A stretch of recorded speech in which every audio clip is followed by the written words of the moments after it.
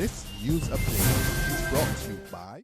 Say hello to Carol. Carol talks for a living, from morning till night. So she relies on Flo's crystal clear home phone service brought to her through Flo's 100% fiber to the home network. It keeps her in the know, and because she bundles her mobile broadband and TV services, she enjoys huge savings, so she can enjoy much more for much less. So visit any Flo retail outlet, call 1-800-804-2994, or visit discoverflow.co to find out more. One-of-a-kind connection. This is how we flow.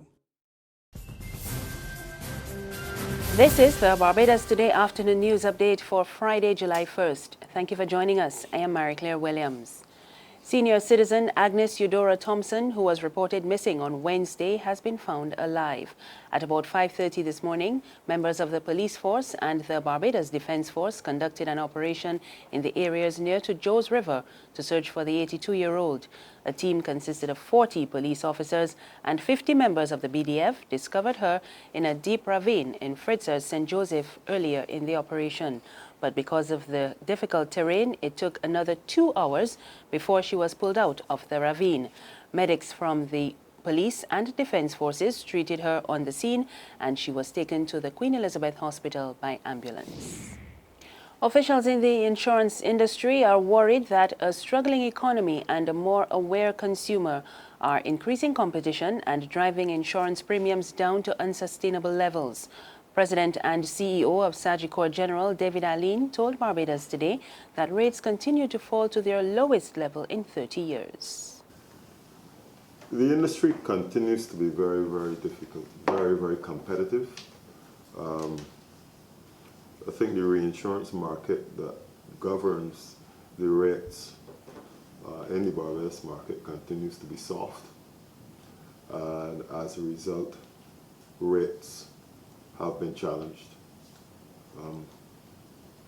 I think they're at a level that have not been seen for 20, 30 years. And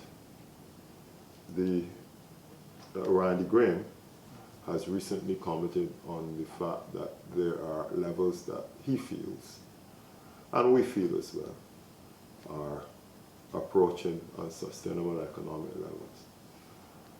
I think that the economy is not helped. There's a direct correlation between economic performance and the performance in the insurance industries, a positive correlation between the two. The fact that the economy has been relatively stagnant, there's been little growth in the insurance market.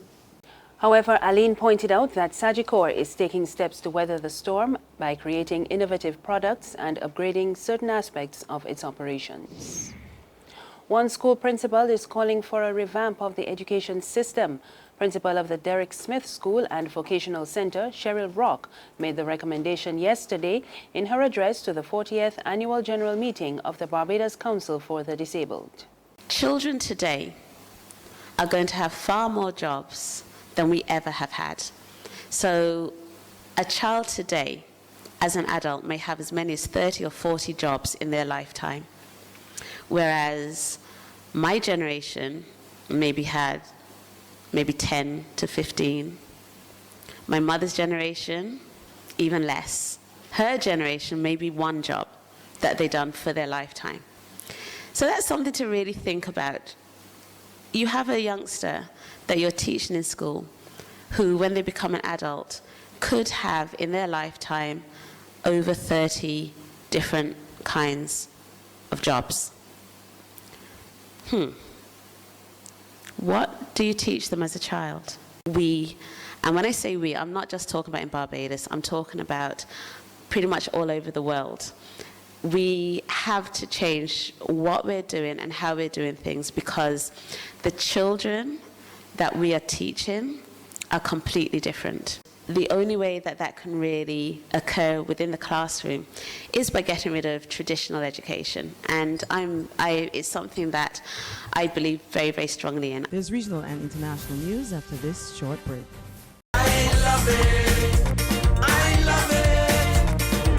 Hey, I'm Red Plastic Bag, mentor of the Barbados Today Crop Over Champion Competition. What I like about this competition is the fact that it gives you, the public, a voice in 3 major competitions for crop over: Pickety Crop, Junior Monarch, and Soca Royale. Go to Barbados Today's Facebook page, click on the tab for the competition you want to vote for, then hit vote on your favorite video. It's as simple as that. I love it. I love it. I love it. Special thanks to our sponsors: Flow, Capital Media HD, CGI, the Barbados Public Workers Cooperative Credit Union Limited, and the NCF.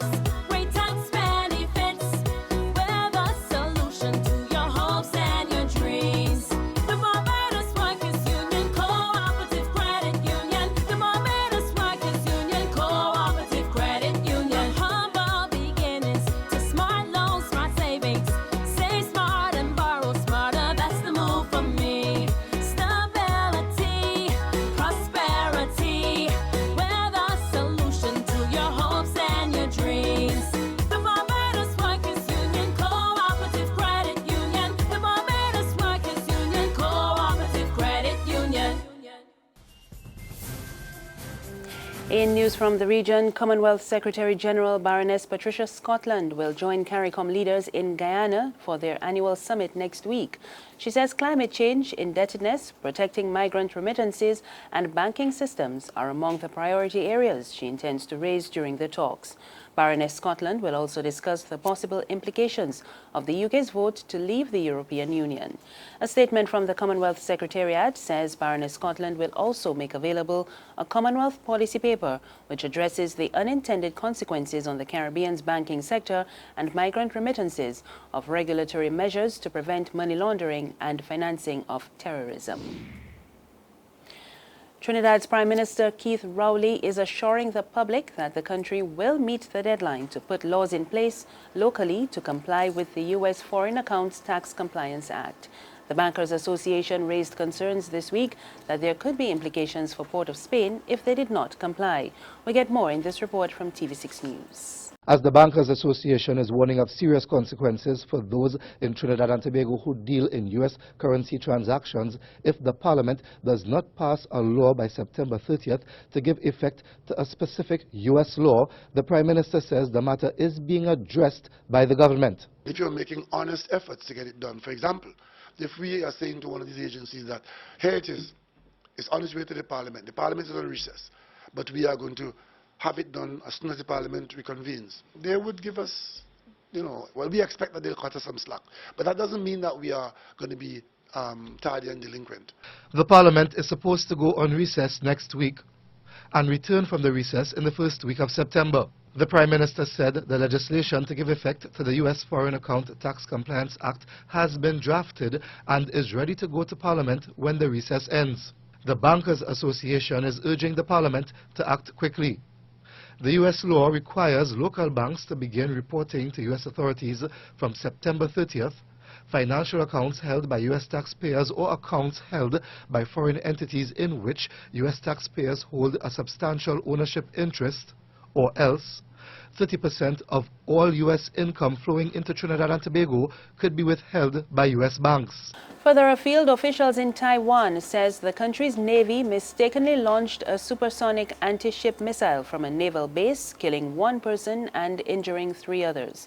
A patrol boat was undergoing a drill inspection when the missile was fired. It launched in the direction of mainland China and hit a fishing boat.